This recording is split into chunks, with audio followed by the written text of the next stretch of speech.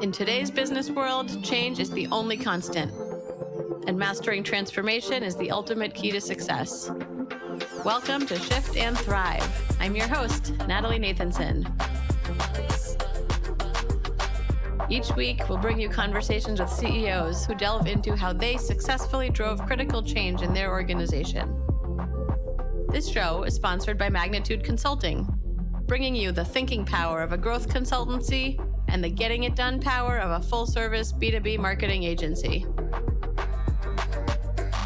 Today's guest is someone I am very excited to speak with. She has over 30 years of experience and is passionate about solving tough problems with leading-edge technology. Prior to her current company, she was the CEO of Envy Composites, which she led from being a startup to becoming an industry leader, ultimately leading the company through to a successful exit.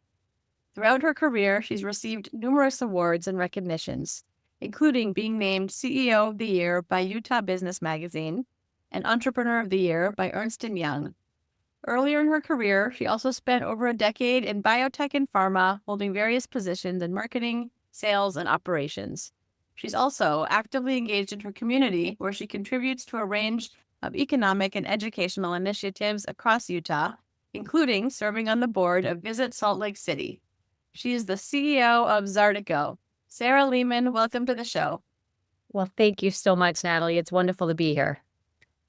Great to have you, and I'm looking forward to diving in today. And I want to start by really talking about the transformation that you're currently leading your company through. So I know you're a couple years in and have really worked through some major changes during that time. So can you first talk to us about, what led to it and what are some of those biggest areas of change? Yes, indeed. Well, Zartico was founded in 2019, and we launched our first product in March of 2020.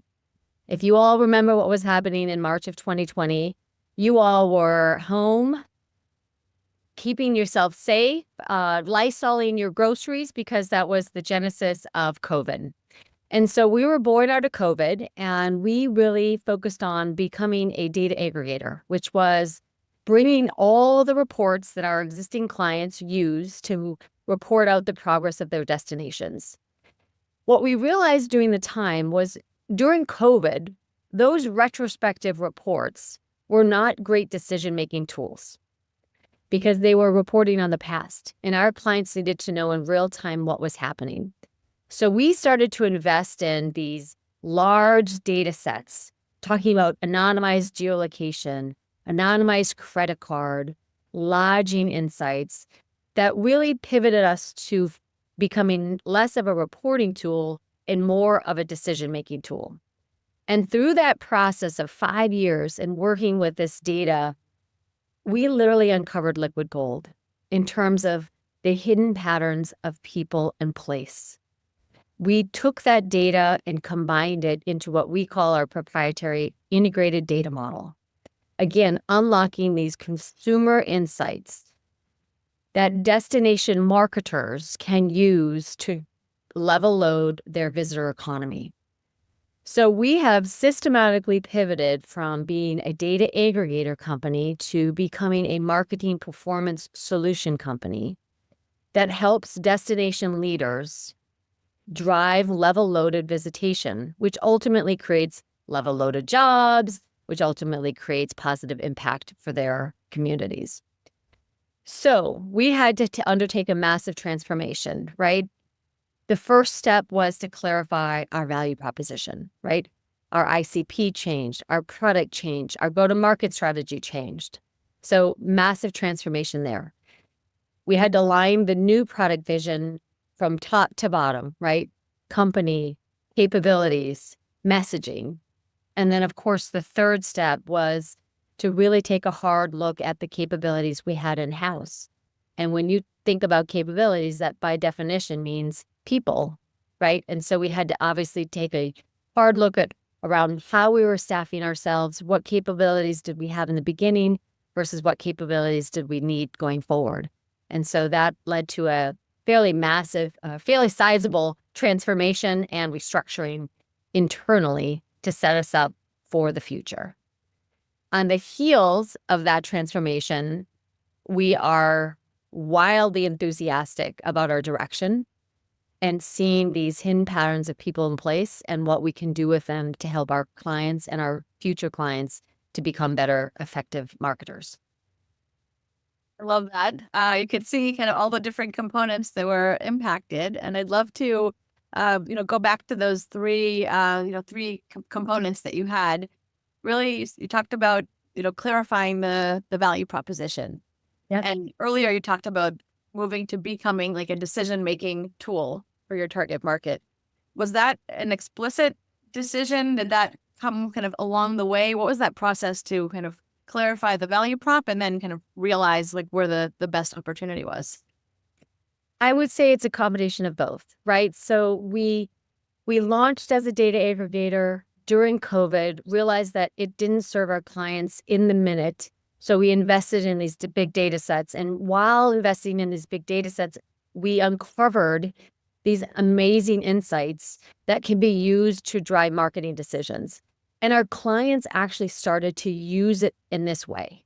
And so they came to us and told us, oh my goodness, thank you for, ingesting this report over here. But what I am illuminating is how to use your insights to drive marketing decisions. And so seeing signs of this and then also watching our wonderful client success team use the data in this way really gave us an indication of, okay, we can shift in this direction. Then we double down in terms of investing in data science, right, to ensure that this data is clean and consistent and reliable. That really helped us make that pivot even more succinct and more directional. We also had indications from the market that the value prop around decision-making is, more tangible and more part of their workflow than being a once annual report, as an example. Right, right. How did you stay close to customers and make sure you were kind of getting enough customer feedback? And like, what were those mechanisms? You mentioned customer success. Would love to hear kind of the different touch points. Customer success probably conjures up a traditional model of someone that calls on you once a year right before the renewal. That's not the customer success team that we built. We have what we actually call in-house customer experience, and they are the front line of Zartico. They work with the clients on a weekly, monthly, quarterly basis to draw the insights out of the system and then create actionable plans using those insights. We have conducted close to 4,000 analyses to benefit our clients. And those analyses include studying the impact of their convention center, the impact of their professional sports, the impact of their sales and marketing efforts. And so those analyses have been conducted by our client success team. So they are close to the client, seeing how this data is used, bringing that back to the product team. And that is the closed cycle that we have invested in. So we, as an organization, made a very discrete decision in 2024 to shift entirely towards marketing performance. And that's when we really looked top to bottom at our organization and identified, okay, what are the capabilities we need to go full force into marketing performance as a company? And what were those biggest investments? You talked about the team restructuring, like different skill sets, different resources. Talk to me about that. Well, we had to decide what we were going to be great at. And we were doing everything. And so as a data ingest company, we had a lot of human labor attached to ingesting these reports and making sure that they were there every month. When you shift against focusing on your core data sets and your integrated data model, we could outsource much of that human-led labor that was associated with custom ingest and double down on data science, data engineer, customer success that could draw insights, AI-enabled tools. And so that was a pretty significant shift. When we decided that we were going to focus on marketing and marketing performance, we needed to look at, do we have the right marketing performance capabilities in-house, right? Do we have people in product that are thinking like marketers and understanding in advance of what their needs are? So we looked at that as well. So top to bottom, we've made significant pivots with respect to the capabilities in-house. What was the psyche of the team through this change? I know in other conversations, sometimes there's the internal champions, there can be the naysayers. And have talked to me about the dynamic internally in the organization through this. Well, I wouldn't wish a restructuring on any leader because at the end of the day, these are humans and this is hard. And it was hard. And it remains to be hard because we hired and those are livelihoods that were in our hands. And as a leader, it's your responsibility to identify the choices that are before you and have the courage to make them. So I'm proud to say that 99.9% of the folks that we asked to stay on board remain on board today. And there are those folks that see exactly the vision that we're headed towards, as well as our board of directors who have been with us since the very beginning, through the journey and into the pivot and the transformation. And at the most recent board meeting, they said, wow, Sarah, this really is a fundamentally stronger company that is going to emerge in a healthier way against the direction and support the 250 or so clients that we have today in a really successful way. What a great testament. You had mentioned, having the courage to make, pivotal or challenging decisions. What does that look like for you? Like, where do you find the courage? How do you do that for yourself? Well, don't get me wrong. There are certainly days when I'm curled up under my desk, wondering how I'm going to make it through the day because these are hard choices. I think I have three big key takeaways, and that is, change is the only constant. And I think I saw a quote recently of, it doesn't become easier. It's just you become more capable of dealing with the hard. And so I do believe change is the only constant, and especially in a startup or a grow up, scale up type of an organization, you have to be adaptable and agile to the moment at hand. The second, I think, is innovation is rocket fuel. Like if you are not innovating as an organization, there are 16,000 other competitors around you that are doing things differently and evolving faster. And so we have to be on the forefront of where the industry is going. And then lastly, I just remind myself that leadership is not about the fun times. It's not about the fun experience of growing and having it all click, click, click, even though that is what keeps me going. It is about really sitting in those moments and knowing that you have a whole group of people that are relying on you to make those hard choices. And then I guess lastly, I would say is I have an incredible support network. I have an incredible spouse who supports me through any journey that I'm on, as well as a network of folks that have led other organizations through times like this that I can lean on when I need to. Yeah, it's so important. I think, one thing I've learned in my own leadership is like trusting my gut. And I think it took me maybe a few years too many to get there. And someone had mentioned that to me maybe 10 years ago, like give myself more credit. And it took time for that to sink in. But I think that's, as you're talking about, like you learn to be more capable. It doesn't mean that it gets easier to make those decisions, but you have like more trust in yourself as you're making them. Yeah, I agree with the intuition piece because I have intuition at times, but I don't have the words to put around what I'm feeling. But I've learned, and I'm learning even to this day, that when I have that feeling, I've got to go get the words quickly. Rather than squash the feeling, which I have done historically or at times in my career, I now know that, oh, Sarah, there's something there. Go figure out quickly by talking to people, observing, or taking a deep dive into a particular issue to validate what it is that you're seeing. And so I flipped that on its head more recently. Yeah. You talk about how you do that? Because I think it can be, like you said, really easy to like have that intuition, but then kind of run off to the next thing. And there's always competing priorities. Are there any kind of disciplines that you've put in place that work for you? I think a lot of external outreach is super critical. So I try to do external outreach at least once a week where I'm flying either clients or industry leaders or other CEOs. I do a lot of skip levels internally. again, looking to validate what I might be seeing, or at least gut check what I'm seeing. Obviously, you can always go into the data, but in our organization, we're building the systems as we speak, and so the data is not always as prevalent or available as it needs to be. So I do a lot more personal outreach to validate the conversation. Yep. Yeah. I also take a break.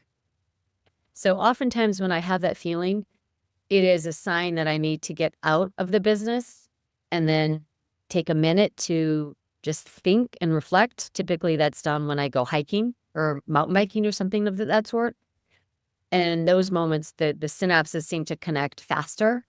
So I built a lot more space in my day to get myself out of the business so I can just connect some of the dots. Yeah, I love that. As soon as you said the words taking a break, my mind jumped for myself to my morning runs, which I think similarly, there's something in kind of moving and kind of being away from the desk, the office, that really like creates a different way of thinking about things. And in my experience, just the last couple of years, being able to now like I'll have a conversation, voice conversation like with ChatGPT as I'm on my run and really be able to think about things differently. So even like harnessing technology differently in those kind of settings. You know, it's curious. I have been using ChatGPT in an instance to just like have a quick dialogue around, okay, what are the risks associated with this? What are you seeing? What have other leaders done when they have faced this moment? And so it's a curious technology to use in those moments as well. Right, right. Yeah. Yeah, I think there's a lot more to come with that, but using it as a thought partner, I think everyone has kind of ways of making it their own and making it work for them. Yeah. Interested to hear a little bit more generally about your leadership style. Like, how do you describe your leadership style, and what are those kind of key things that have helped shape it? Well, I love that question. At the young age of 52, I would describe my leadership style today as having empathetic accountability with being radically candid. So I do love radical candor. I was a student of the 1 Minute Manager that I read when I was just out of college, that people should never live in the gray, right? They should know whether or not they're on track or off track, because I personally don't want to know if I'm on track or off track. I want to know straight up, am I performing well or not performing? I don't want any gray. Um, in the earlier days, I would admit that because I was oftentimes called overly ambitious, or power hungry, I probably stepped more into the servant leadership style. I thought that might be a way to, wrap my ambition. And so I ascribed to that. I even put that into my LinkedIn description for like 10 years of my career and leaned really heavily into it. But I really more recently realized that it did not serve me in many instances. I think in instances it put monkeys on my back unnecessarily. I think it made me appear weak by constantly asking, what can I do for you? What can I do for you? How can I support you? And so I have flipped that recently. And not that I don't want to serve you or support you like a level 5 leader, but I want to serve you differently. And that is by holding you accountable to a high level of standards that we both agree to, right? When you join this company, and then being super candid along the way because I care for you and for the company. So that's been a pretty significant shift for me in terms of my leadership style. And I have to say, it feels far more authentic to who I am. Yeah, I love that. Talk about like how did you decide to change? I was in a meeting and I said to one of my senior leaders, don't mistake my servant leadership for a lack of capabilities. And then I went away from that conversation and I thought, oh, okay, I don't believe it's serving me anymore. If I have to remind people that my competence is here. And so it was just one interaction that sort of culminated over the course of many years that made me realize, like, okay, I'm actually not serving the business. productively with this philosophy any longer. So I'm going to shift. Yeah. Do you have experiences like that? I do. I think I've been on a bit of my own journey in that regard, and I would say maybe I feel that I'm a bit of a hybrid these days. I think it's in my nature to be kind, supportive, understanding. It never feels good to kind of hold someone's feet to the fire when they're not performing. And I always liked being kind of in the trenches with the team. And I think when the company was smaller and younger, similar to what you said, like that served me in the business well, but realize that, right, there can be detriments to the company with that, like being too in the details or not, people not feeling like they do have the full kind of trust and autonomy. And then I think even more now, like we live in times, you said kind of change is the only constant. That's one of the things that I ascribe to. We're living in times of change. And I think the team wants to see a leader that is confident and knows that even if they don't have all the answers, is confident in putting the right things in place and moving at the right pace forward as an organization. So that's been some of the areas for myself. Yeah.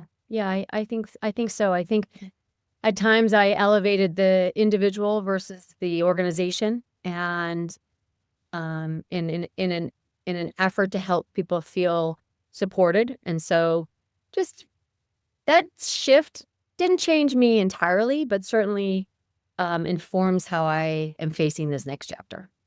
And it feels really authentic to who I am. Yeah. I think that authenticity piece is so important. And I think that term can get thrown around a lot where we almost forget kind of what's really behind it. But you see the difference, and the team feels the difference when you're kind of comfortable in your own skin and showing up in a way that's authentic to who you are as a person. Yeah.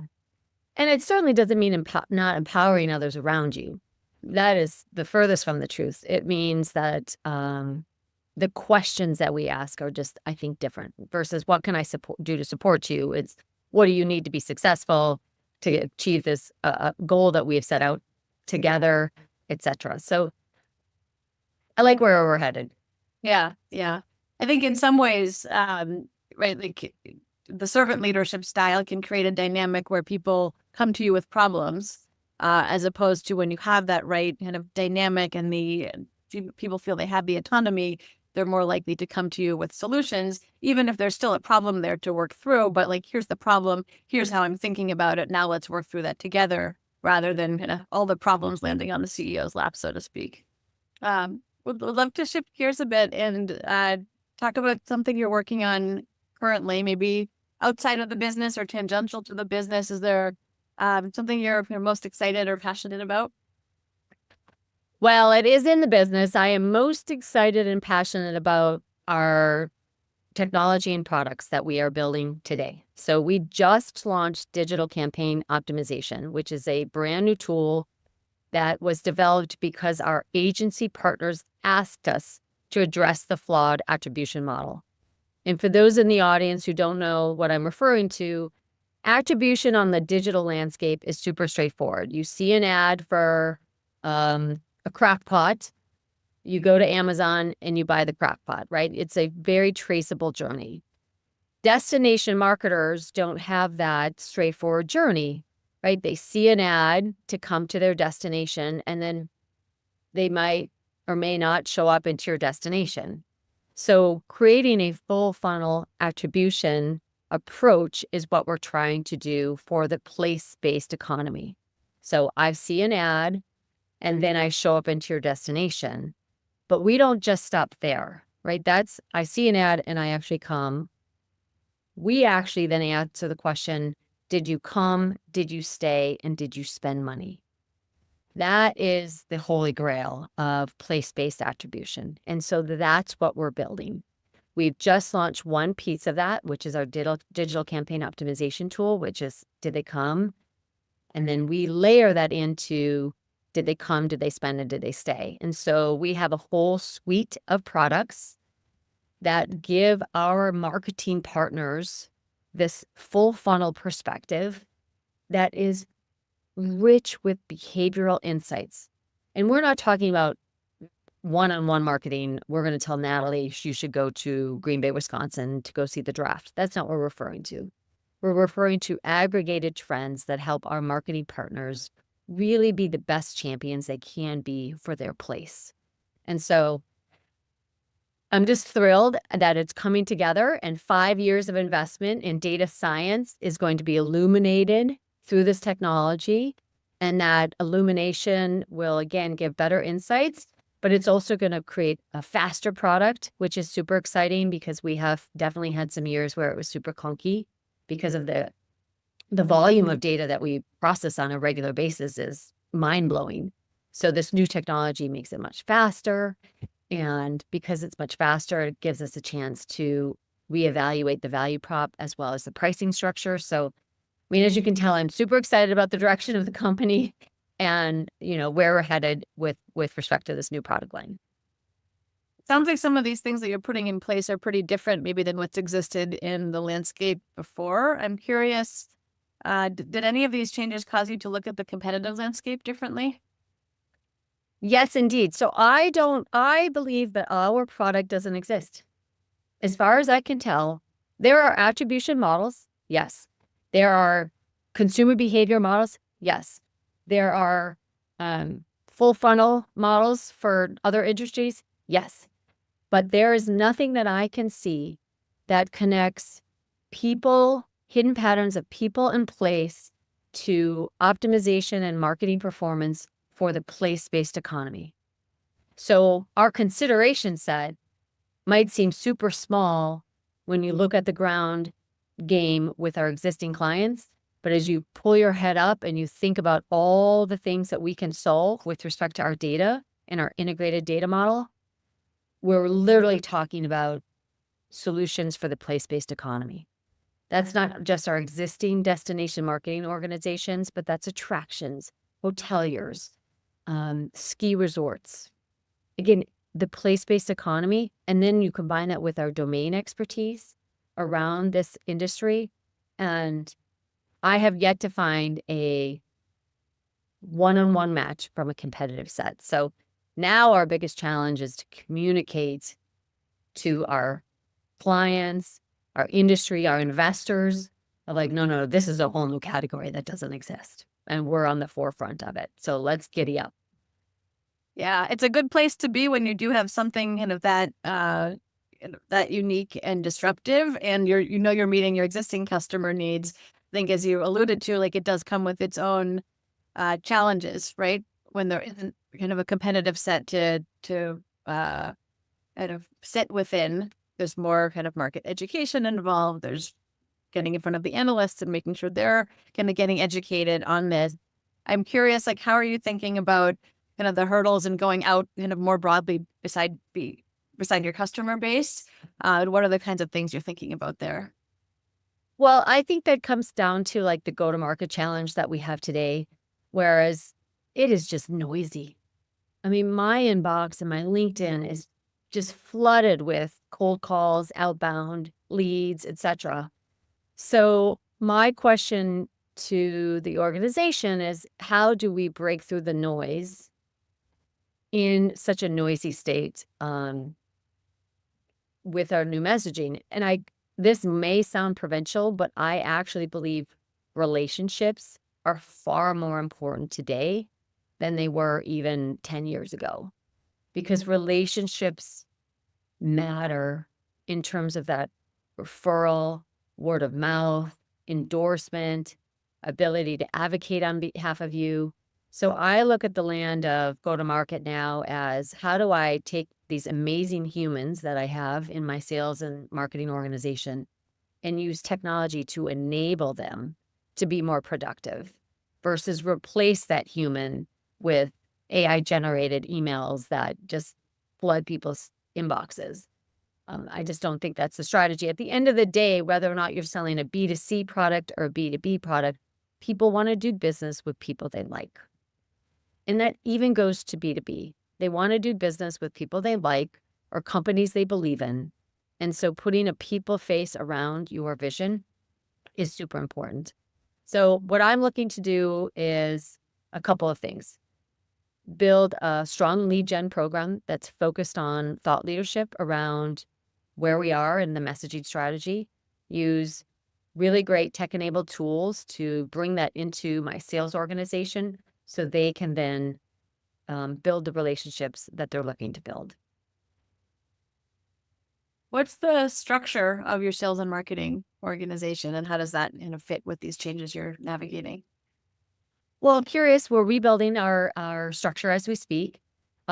We were very events focused initially, and now we want to be digitally focused with using events in a way that really emphasize where we're going and build on the relationships that we have. So we're switching up the capabilities within our marketing team. Our sales organization is very strong on the relationship front, and I want to always, always maintain that commitment. Again, people want to do business with people that they know and they like. The piece that we need to really invest in is we have over 250 really happy clients. So how do we take that happiness and translate that into advocacy and word of mouth when we want to grow within our existing vertical, but also outside of the existing vertical? How do we leverage that as a flywheel effect that really help us expand where we want to go? And how are you looking at those new verticals, and how are you prioritizing which ones to focus on? Can you talk a little bit about that? I'm also interested with that. Are some kind of markets, do they have a bigger pain point? Are they more or less mature in their own marketing efforts? Like, how does all of that factor in? Well, we're looking at peripheral verticals to our current ones. So destination marketing organizations are current vertical.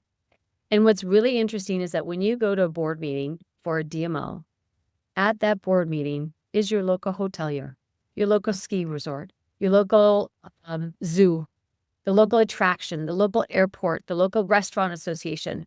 So all the travel and entertainment industry with the DMO as the center point. They really are the glue and the hero of this community.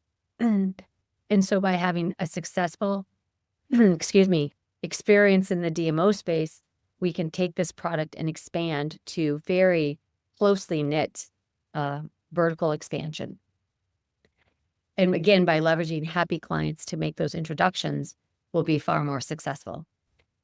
When we think about these other new verticals, let's say hoteliers, certainly hoteliers know who's coming to their destination or who's coming to their hotel because they have a cash register and they know that you, Natalie, came to their hotel.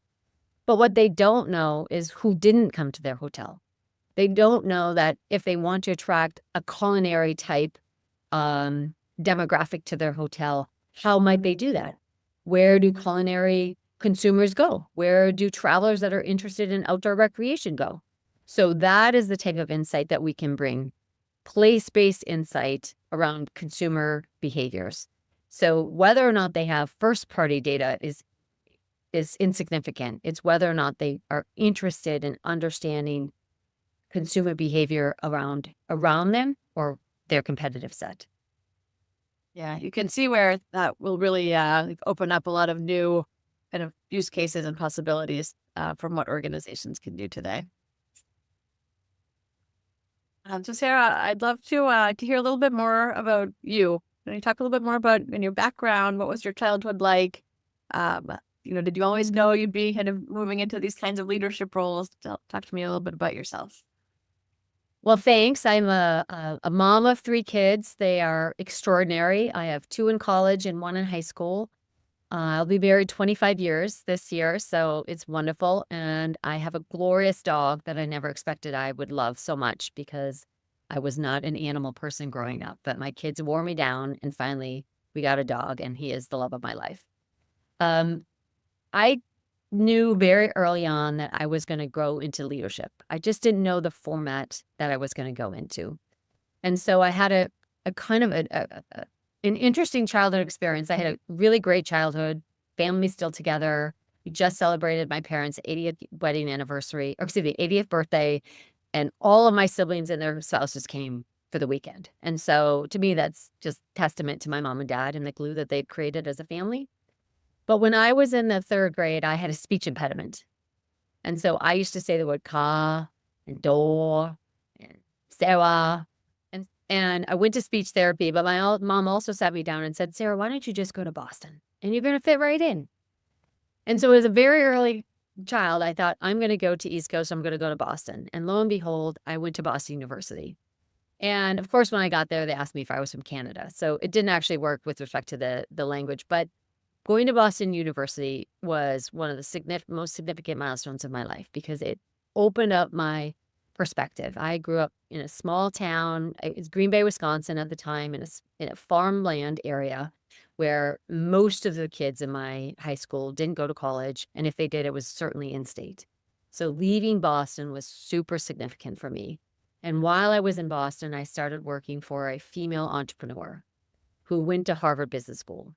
And by working for her, it opened up my mind and my perspective of the world of business.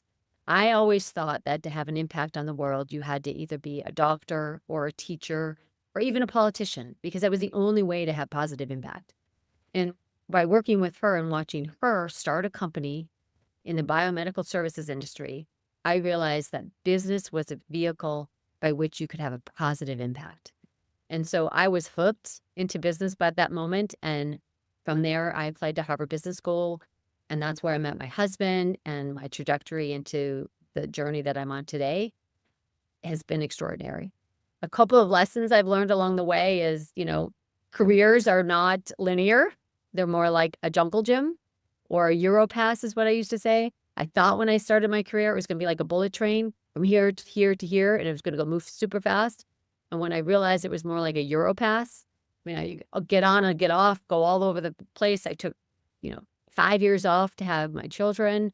Thought for sure that was the end of my career, had to reinvent myself multiple times. So, I've learned that careers are not linear. I've learned that you have to be agile and adaptable. She who is the most agile and adaptable, I think, wins. You have to make decisions with not all the information.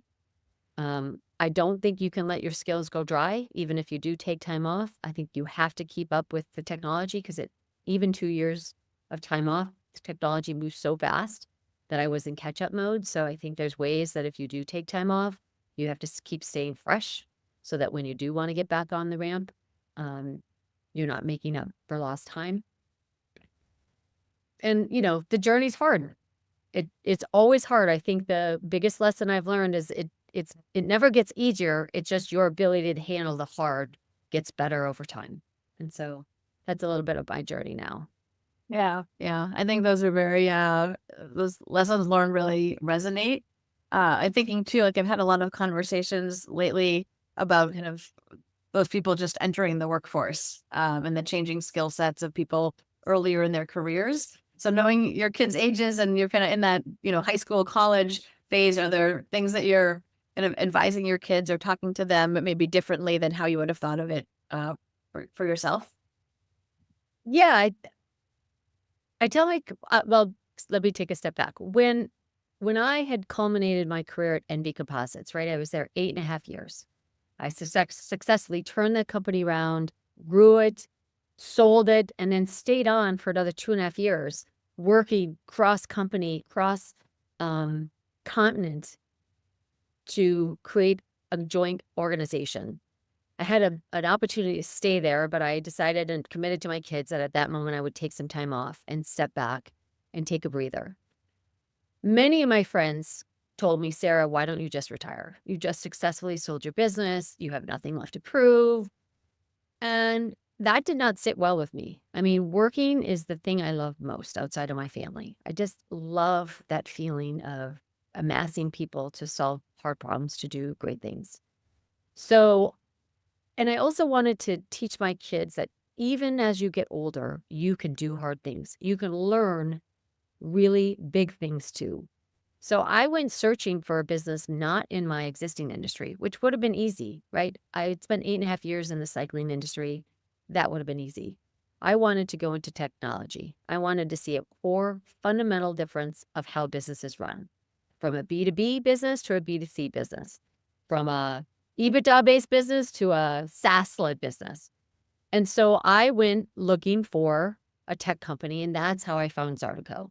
And I did it so my kids could see that you can do this. that reinvention has no age limit, right? You stop learning when you stop learning.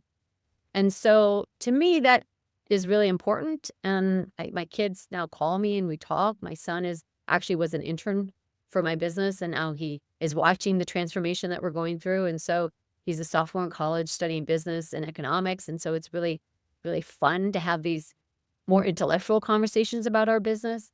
Um, at the end of the day, I always told our kids, my husband and I have always told our kids, the single most important thing you can do is invest in yourself.